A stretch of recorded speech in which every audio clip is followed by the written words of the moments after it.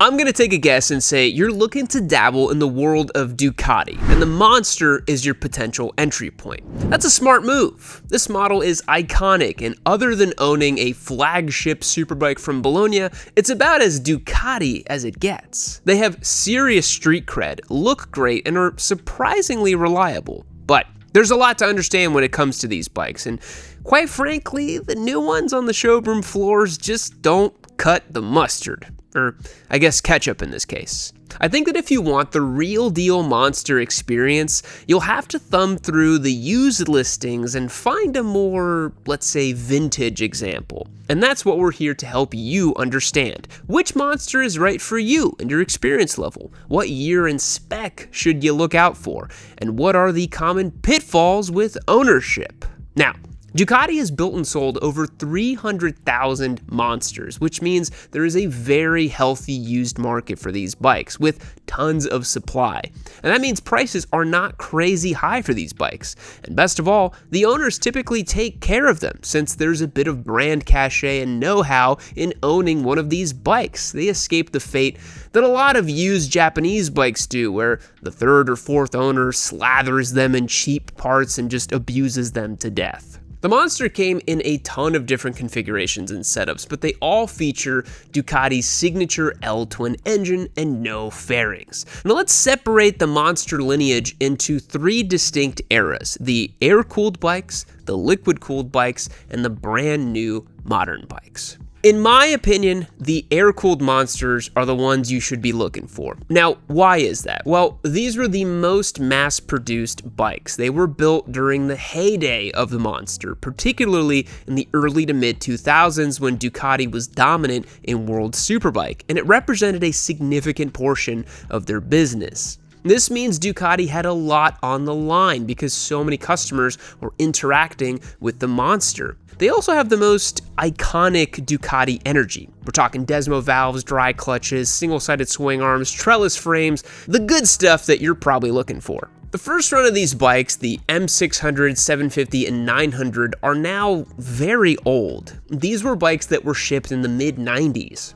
They were carbureted, and unless you're willing to own a 30-year-old Italian bike, I'd probably steer clear. These would be best for those of you who want the iconic original and a bit of a project. These were known to suffer from leaky hinges on the gas tank, where over time, the vibration of the engine would cause small hairline cracks in the metal gas tank. Electrical issues were decently common too, with regulator rectifiers commonly failing, and they had grounding issues causing flickering lights. These also had carburetors that were known as being a bit cantankerous, and as cool as they are, unless you really know what you're doing, we recommend steering clear. Let's take a moment to discuss the elephant in the room when it comes to Ducati, and that's desmodromic valves and timing belts. And this is usually where Japanese bike owners run for the hills and yell from the top that Italian bikes are junk and no one should ever own them and blah blah blah blah blah. Listen, yes, Ducatis have Desmo valves. Yes, they require a bit more specialized maintenance. And yes, they have timing belts that must be replaced as well. But the Monster models in particular are relatively easy to work on and access. If you have a degree of patience and some mechanical ability, you can accomplish this service yourself. Otherwise, just budget a bit extra to take care of those at the local dealership and enjoy the bike for another 6,000 miles or 2 years. Here's a key takeaway for this video. Every single Ducati Monster produced, except for the brand spanking new one with the V2 engine, has Desmo valves and timing belts. You have been warned. Okay, moving into the 2000s, the bikes received electronic fuel injection, which was a very handy upgrade. So Monsters built after 2001 don't have carbs anymore. In 2005, the S2R Desmo Due arrived, which was styled like the S4R, but did not include the liquid-cooled superbike engine, which we're going to talk about later. We're talking about air-cooled bikes right now. The name tells you a bit about the bike. S2, 2 valves. S4, 4 valves. Makes sense. The S2 offered an 800cc L-twin and a 1000cc L-twin. But here's another important consideration, especially if you're a beginner rider. Monsters that are air-cooled and have less than 803 cc's of displacement are usually okay for a first-time rider. So if you're shopping for one of these as your first bike, keep that in mind. And fun fact, Ducati also used these engines in the Scrambler lineup since its inception. You can still find the 803cc air-cooled 2-valve Desmo motor still being sold today. It's kind of weird. The Ducati Scrambler ended up being a more authentic Ducati product than anything else they sell on the showroom floor nowadays. Go figure. Now after this point, the Monster started to modernize a bit. In 2008, Ducati launched the Monster 696, and it featured an aluminum subframe and dual-sided swing arm. Uh-oh, sound the alarm for the Ducati purists, red alert! But don't worry, the next year they put out the Monster 1100, which had a single-sided swing arm and radial brakes. Now, you might see some models pop up like the Monster 1100S or Monster 1100 Evo, and while there are some delineations between those models and the standard models, you got things like Öhlins suspension, dry or wet clutches, and the addition of traction control on the Evo model, it's not enough to warrant a deep dive. They're pretty similar. They also had the smaller Ducati Monster 796 at this time, which again is a potential beginner bike if you have a little bit of discipline. We have finally ended the streak of piddly middleweight sport bike giveaways on YamiNoob.co. 2026 is feeling different because I've got this fire-breathing 175 horsepower V4 motorcycle right here up for grabs on YamiNoob.co. Click the link down below and support the show. Become a member today for your best chance to win this machine and have it show up in your driveway. You're not going to want to miss it. This is one spicy meatball, and I hope it goes to one of you watching right now. Click the link and check it out. Now back to the show. Now, by 2013 and 2014, this was the end of the road for air-cooled Ducati Monsters. The 1100 Evo was replaced by the Monster 1200, which used the liquid-cooled Testa Stretta motor, and the Monster 821 with the 821cc motor from the Hyper Motard lineup. So, which air-cooled Monster is best in my opinion? Well, I think a well-sorted Monster 1100 gets you nearly all the Ducati hallmarks, but in a package that is modern enough to be reliable and fun to ride. These were also totally raw and analog. No ABS, no traction control, and enough power to keep you entertained on a twisty road or a commute. They punch really nice with that 1100cc motor.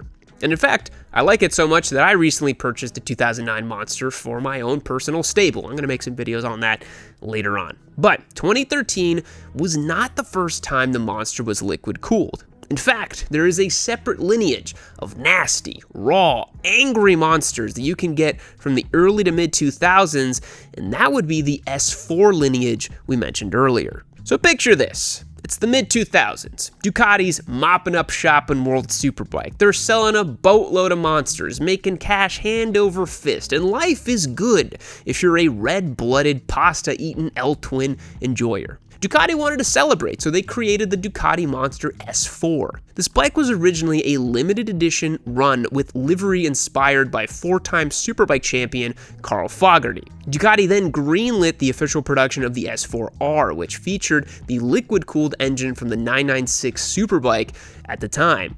Now, this is when Ducati began the lineage of creating a superbike and then dropping that same engine into the Monster for quite some time. This model also had a single-sided swing arm and high pipes. It made 113 ponies, which sounds pretty tame by today's standards, but you have to keep in mind, it had 0 rider aids, no traction control, no ABS, no electronics at all. Just your right wrist and a cable throttle attached to a superbike engine and a naked bike frame. Now, if you wanted it to be even zestier, you could find the S4RS, which used the engine from the 999 Superbike and had Öhlins suspension and radial-mounted calipers. Now, you might see some of these pop up with words like Tricolore attached to the end of it. Now, all that means is just a special paint job offer from the factory, and it's a little more limited edition. A fun fact, I actually came dangerously close last year to buying an S4RS Tricolore. They're really special and interesting bikes. They didn't make a whole lot of them. Now, these made about 130 horsepower, which, again, doesn't sound like a lot, but they were completely analog. The S4RS is one of the most sought-after Monster models. If you're looking at one of these, you probably already know all about them. You don't need me to tell you about it. Now, Fast forward to 2013 and 2014. These are the model years when the air-cooled monsters were phased out, as we discussed. This is when the monster started to look more like what we would consider a hyper-naked and middleweight naked offering. The Big Brother 1200 had about 140 horsepower, and then in the R configuration, they bumped it to 160. It shared the engine with the Multistrada and the Diavel at the time, and Ducati never put the Superbike engine back in the Monster again. This was now the purview of the then new Street Fighter and Panigale concept, so the Monster started finding itself in a bit of an awkward spot, sharing the spotlight with the Street Fighter model. This generation of Monster is very slept on, as they are a very modern motorcycle and built to a reliable standard, but they still have that kind of classic Monster vibe with the trellis frame, single-sided swing arm, and Desmo valves. It lacks the charm of the air-cooled bikes in my opinion, but it makes up for it with serious performance. Then, things started getting kinda weird.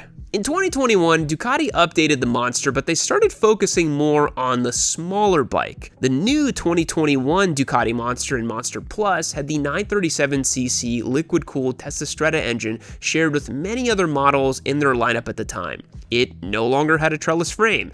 It wasn't even a red frame anymore. It didn't have a single-sided swing arm. The bike looked, well, kind of like a Japanese motorcycle. If you squint your eyes a little bit, kind of looks like an MT-07, which is not what you want from a Monster. The 1200 was phased out in 2021, and the only Monster you could get was this new 937cc model. It sold for about 4 years until it was updated to the brand new V2 standard engine that we see across Ducati's lineup today. So now, it has an even less special engine with standard valves, no single-sided swing arm, no dry clutches, basically nothing that makes a Monster a Monster. But let's be clear, this is an extremely capable motorcycle from a performance and technical perspective. It weighs just 386 pounds ready to ride. It makes 110 horsepower, which is as much as the S4 models did. It has sophisticated ride modes, electronics, and safety features. It is by every definition a fantastic motorcycle, but I'm not really sure it stirs the soul the same way that the Monster did. So, which liquid-cooled Monster would I recommend? I think the S4RS is an awesome time capsule and worthy of your consideration if you're looking for something truly special and unique. But if you want something more normal, I think the 1200S is crazy slept on. You have to consider that. I think for the person that wants a big, booming, twin-cylinder sport bike that's modern but not too refined, this one might be the sweet spot. Now, let's discuss some alternatives to the Monster in case you're on the fence about Ducati ownership. Now, the elephant in the room has to be the Suzuki SV650. It's the spiritual mirror to the Ducati Monster, the copycat that ultimately built its own fan base and became a reliable Japanese stalwart to the iconic original Italian machine. SVs are awesome machines with a devout cult following, and if you want 75% of the Monster experience with none of the Desmo or timing belt headaches, then sure, it can be a nice alternative. But at the risk of sounding like a pretentious Ducatisti, they do not have that signature charm and they kind of lack the raw curb appeal of a Ducati. I'm sorry, but it's true. If you're interested in the entry-level monsters, anything under 803 cc's as we mentioned, then the SV650 definitely deserves your consideration. The S4RS and Monster 1100 really have no other equal, particularly in the contemporary age. You could ride a KTM 990 Duke, but truthfully, trading a vintage Ducati for an old KTM is really no different. And let's be honest, the KTM cannot hold a candle to Ducati in terms of looks. That thing looks disgusting. The Moto Guzzi Grezzo 1100 or the Buell XB12 comes to mind for the Monster 1100, but both have really different styles and are a little more like roadster or sport oriented, although I do like both of those bikes very much. And the Ducati Monster 1200S would be a worthy competitor to those of you looking at a KTM Super Duke, especially if you can find a 1200R.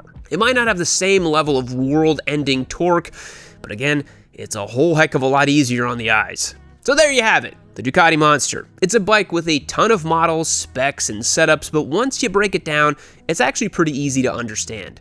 I think the Monster still serves as an awesome entry point to Ducati, and it truly has something for everyone now that they've been in production for so long.